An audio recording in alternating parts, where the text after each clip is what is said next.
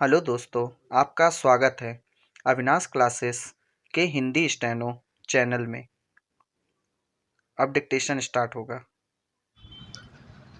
Start. बेरोजगारी एक ऐसी विषम समस्या है जो एक बड़ी संख्या में विशेषकर शिक्षित लोगों के दिमाग को परेशान किए हुए है।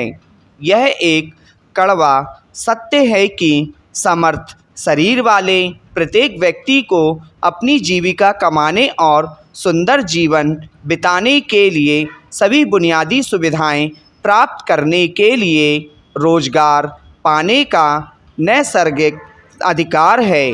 हमारे देश जैसे विकासशील राष्ट्र का भी यह कर्तव्य हो जाता है कि वह बड़ी संख्या में उपलब्ध मानव शक्ति का अपने विकास के लिए उपयोग करे। हमारे देश में धार्मिक विकास की जो अनेक योजनाएं बन रही हैं, उनमें भी बढ़ती हुई जनसंख्या के लिए रोजगार के अधिक से अधिक अवसरों को पैदा करने पर विशेष बल दिया गया है। लेकिन पिछले 3 दशकों में बेरोजगारी की समस्या को हल करने के हमारे प्रयास सफल नहीं हो सके हैं। सच तो यह है कि इस समस्या ने एक जटिल रूप धारण कर लिया है। आमतौर पर बेरोजगार लोग रोजगार पाने के लिए सरकार का मुंह ताकते हैं। इसमें कोई संदेह नहीं कि सरकार बहुत से लोगों को रोजगार प्रदान करती है, किंतु रोजगार चाहने वालों की दिन प्रतिदिन बढ़ती संख्या को देखते हुए सभी के लिए रोजगार की व्यवस्था कर सकना सरकार के लिए संभव नहीं है।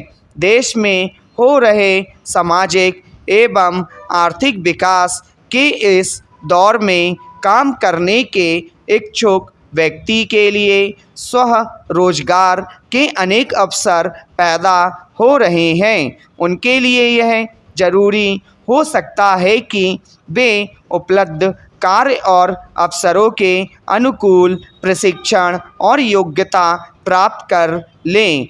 राष्ट्रीय बचत संगठन ने केरल में अपनी योजनाओं में एक ऐसा परिवर्तन किया है कि राज्य की अधिकांश महिलाओं के लिए खुद के रोजगार की सृष्टि हो। इस योजना का लक्ष्य प्रदेश के गांव में न केवल 3000 से अधिक महिलाओं के लिए अंशकालिक रोजगार की व्यवस्था करना है, अपितु एक ऐसी स्थिति का निर्माण करना है जिससे सारे राज्य में ग्रामीण और नागरिक बचत की भावना को समुचित प्रोत्साहन मिले।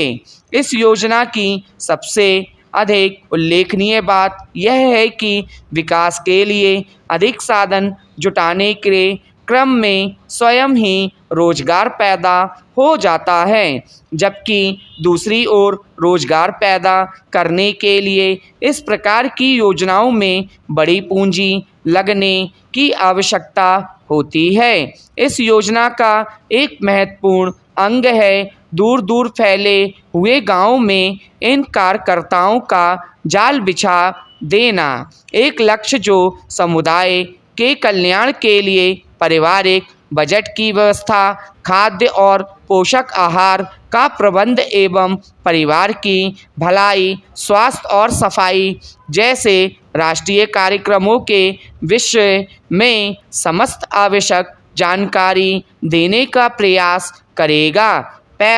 ये कार्यकर्ता अपने दैनिक जीवन में अनेक लोगों के संपर्क में आएंगे, जहां के अधिक सुखी और समृद्ध जीवन बिताने के विचारों का प्रचार कर सकते हैं।